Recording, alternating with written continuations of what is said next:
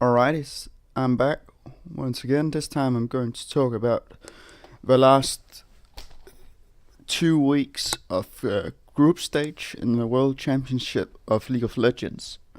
I thought it was a very interesting group stage with a lot of upsets, and especially the outsiders of Albus, Nox, Luna, who went absolutely mental and basically just show the world what a team spirit and solid macro play can do for a team. And then just being strategically solid with what the opponent wants to do and what you yourself wants to do. So I'm going to start talking about the Group A results where Rocks Tigers went through as the number one in the group with 5 wins and 2 losses, and Albus Nox went through with 4 wins and 3 losses, and third was CLG with 3-3, so a 500 team, and G2, not so surprisingly, but kinda 1 win, 5 losses, horrific. Yeah, so I'm going to start talking about the Rocks Tigers, which is one of my favorites going into this tournament, since I think this meta really suits them well. The laning phase, where they're one of the greatest teams of the last 2 years in all of League of Legends.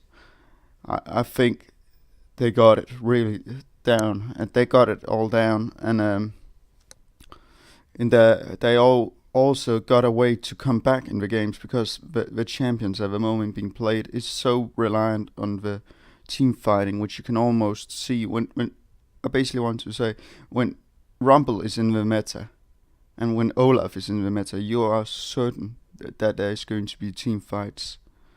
This is not going to be a rotation game of any sorts, only maybe when Ryze is in the game, but I think you can see Rocks going all the way from my point of view. I think they are just as good as any team in this tournament, and they know how to get back into the game.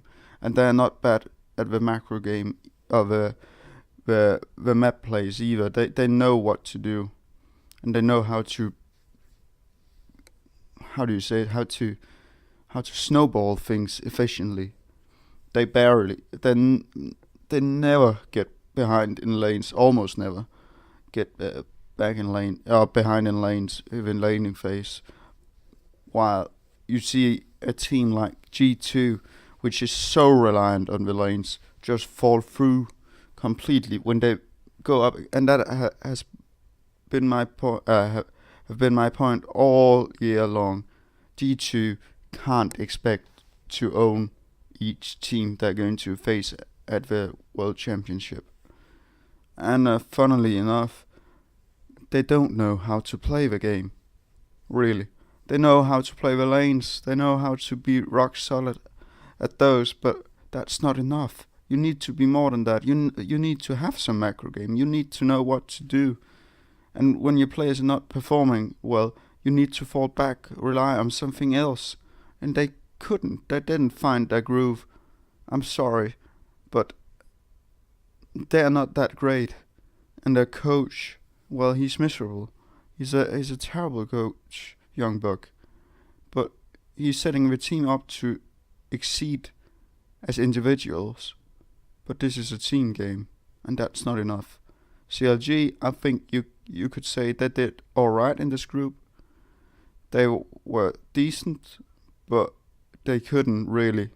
You can't pick. What is he called? Let me just. That stupid flying dragon. I've almost forgotten what it's called.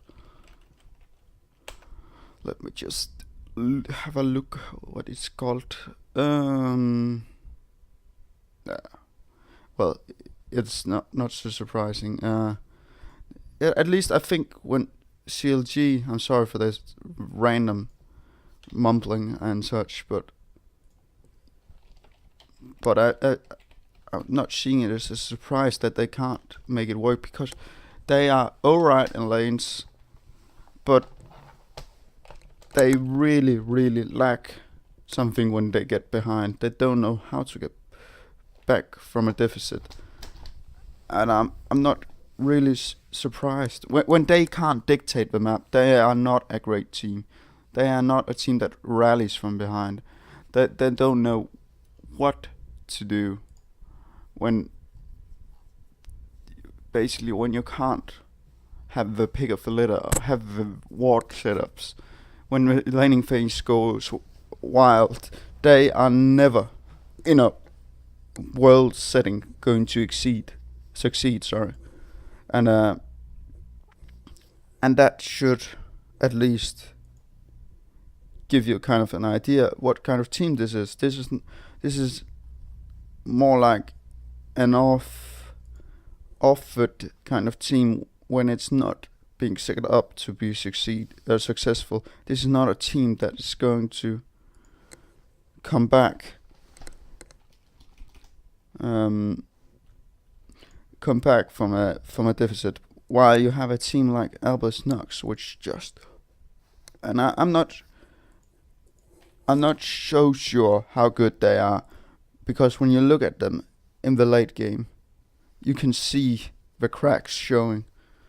So I'm not sure how great they are in the macro game, but when you have a mid and an early game like that, you absolutely got to respect them. They are for real when it comes to something like that. That is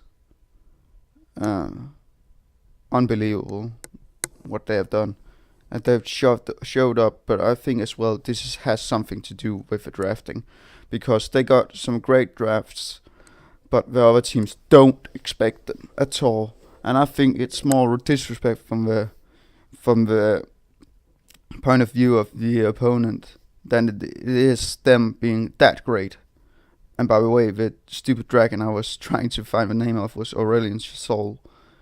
So from CLG, when they have it, they're excellent. But back again to Albus Nox. When they have the lanes, when they have everything set up, they are so great at executing. They basically out-executed Rock's Tigers, which got absolutely dumpstered in the lane phase and in the mid game. But then it stalled out, like many of the games have done at this World Championship, because many of these champions are made not to siege, but to win team fights. And funnily enough, they can't siege at all, and then it stalls out, and then it's about more and more just enduring and getting some barons or something, getting a team fight of sorts. But people don't want to fight, and when you can't siege and when you can't split push, then you're in a big hole. But that's enough of my thoughts on the Group A. I think Albus Nox, that's one hell of a job. Rock's Tigers is expected. CLG, alright, acceptable. G2, horrible. And that's not just because they, when they went with losses and wins, they deserved it. They didn't evolve their game. They don't know how to play differently. And they had it coming miles away. They could have foreseen it. But that's what you get when you get cocky. Then Group B, we got SKT with 5 wins and 1 loss, going through as the number 1. Cloud9 as the 3rd spot with 3 wins, 3 losses, and then Flash Wolves, my disappointment of this group, 2 wins, 4 losses, the same as IMA. I think this group was to be expected. That SKT did what they did. I don't think their play have been that amazing, but they always turn up in the playoffs. They are excellent in the lane phase, they are good at the mid game, and they know how to excel leads and how to get back from the deficits. And their vision control is brilliant, mainly due to Wolf, and that they are a menace in the bot lane. I basically want to say that you cannot have them choose what they want in the bot lane.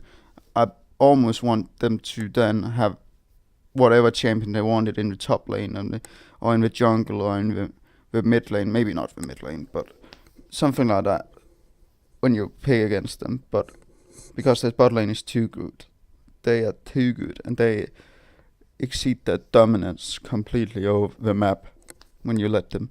Cloud9, they just barely scraped through this group. Pretty good performance by them.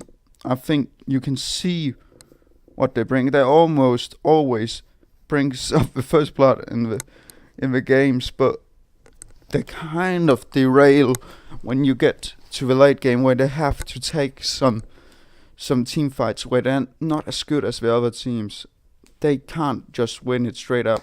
They are maybe just a little hesitant on what to do with the leads. They fall way too much back on the Baron as being the bait of all eternity, but the other teams are too good for this. They know what is going to come. So they have to solve their mid-late game strategy. It's not working as well as they wanted. The other problem with Cloud9, their games are too close. So they basically, all the games they win, it's by a narrow margin. It's not going to be a snowball win, and that could be a huge problem going forward. Then we have the Flash Wolves. I just think they fell flat. There were expectations, at least from my side of this coin. I expected them to do better, and they didn't. They couldn't make the Tahm Kench protect the NL work. I'm a little surprised, but they could in certain circumstances. I'm just not thinking that Jhin is the right AD carry for this, but that's another thing. But I really, really liked when they do it, but it's so easy to see coming, and every team knows what they want to do that, and I don't think they still got a problem with the top side, and I think the jungle wasn't where it was supposed to be. It wasn't as good, as clean as it should be. I gotta be honest, I really didn't find any intriguing things to say about them. I think they were good to decent, but they lacked actually some talent, in my opinion, and weren't good enough for this. Then we got Group C, H2K, very surprisingly going through as the first seed, 5 wins, 2 losses. EGG, 4 wins, 3 losses. AHQ,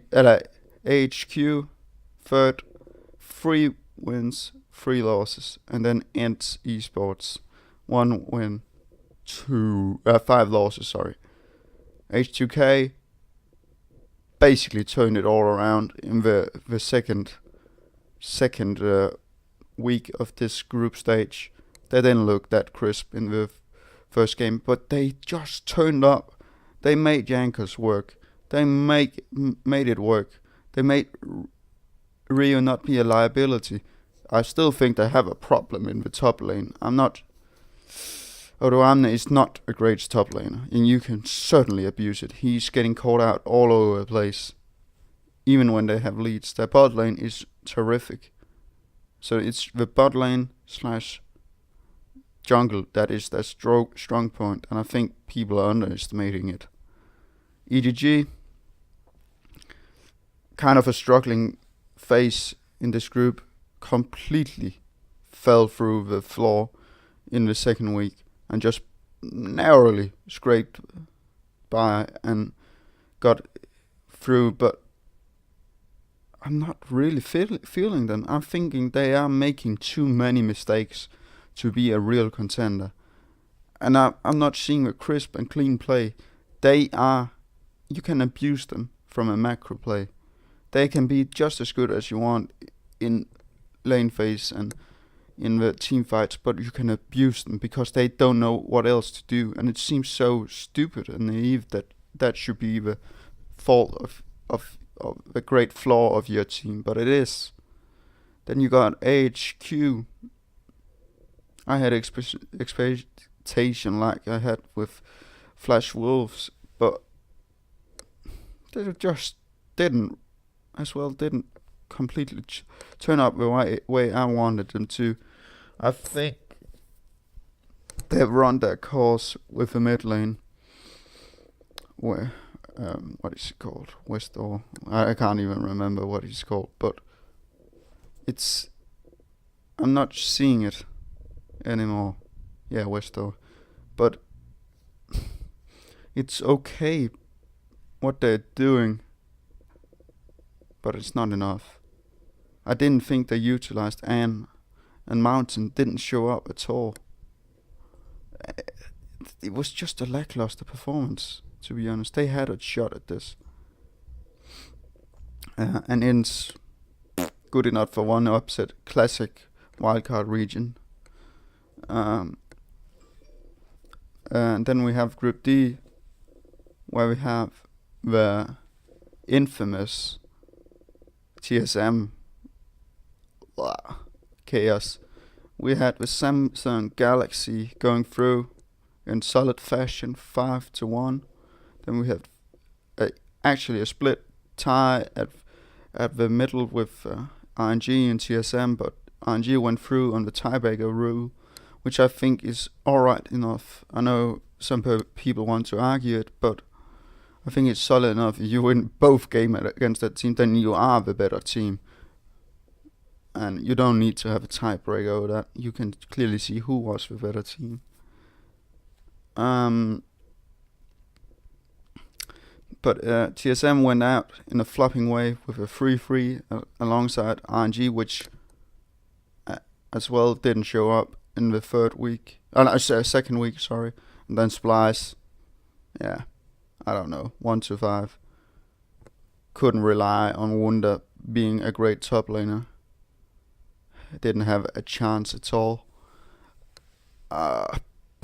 Not much to say about Splice. RNG, really solid when they can get to a mid game without being behind, without having to make risky calls, because then you can abuse them completely. TSM, well, they couldn't just set it up like they wanted to. They can't just make it happen like they used to in the NA region, where they were usually in a driving seat or some kind of a acceleration game where they could just accelerate the game and bring it to a new macro game, or bring it back when it was looking bleak, because not all of the games they were dominating in the NA region, and certainly at these games they weren't either, and you can clearly see them. They lack something when they can't decide, just like G2, they lack something when they are behind. They are not the same team, and you can't just expect it. As well as Splice, you can't just expect to make up for it in the late game, or stall it or something. You can't. My team of this group, Samsung, which I expected on forehand to be a solid contender for a world championship, they absolutely dominated this group. They were really not struggling in this group, and I'm saying don't go low on these guys. They are absolutely a dominating team if you let them.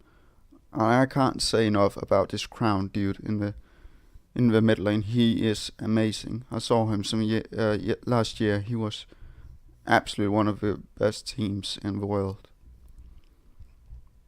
So that's my rant about the groups. The quarterfinals are going to be EDG versus Rox. I think Rox is going to take this 3-1.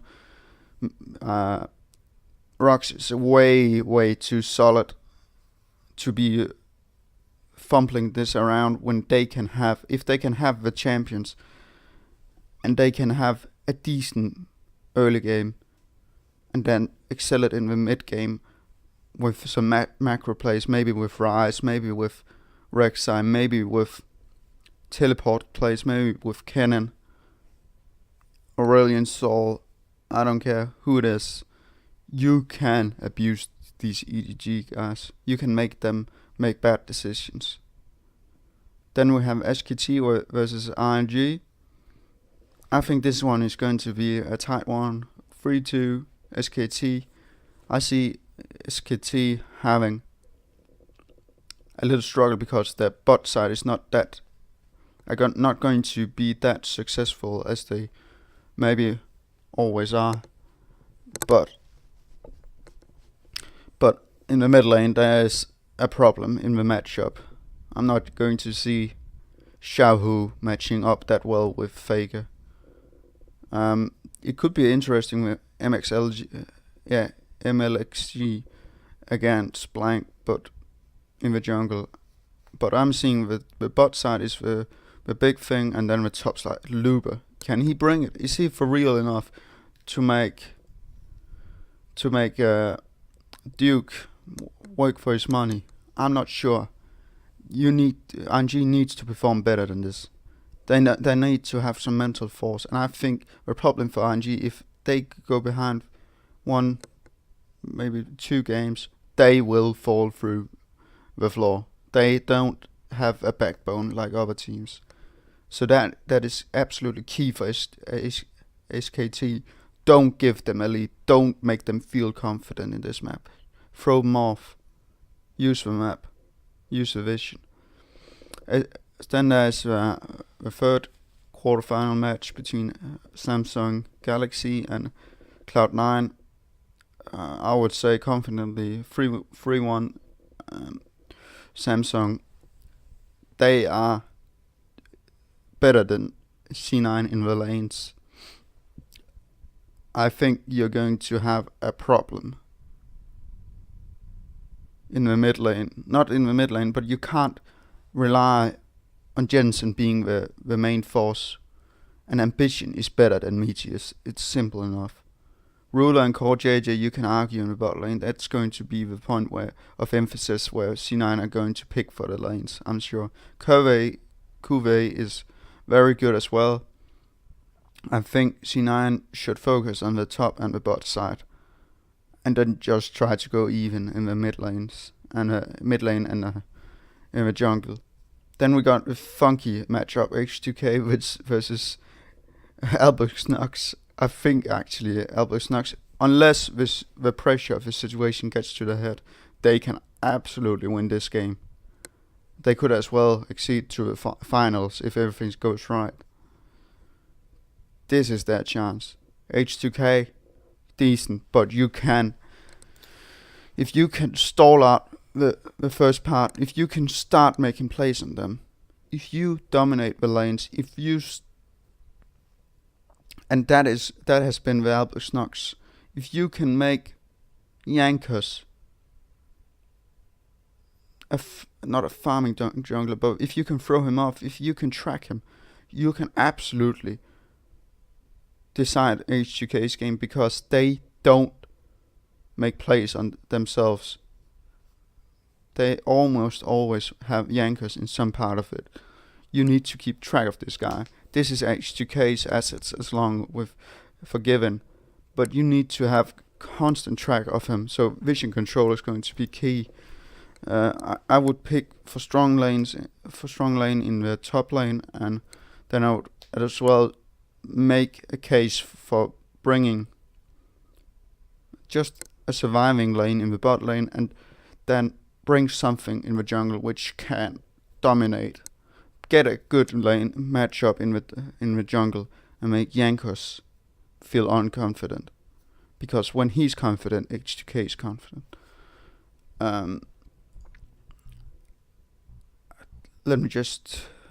This is just the last segment of the video. I've talked about everything.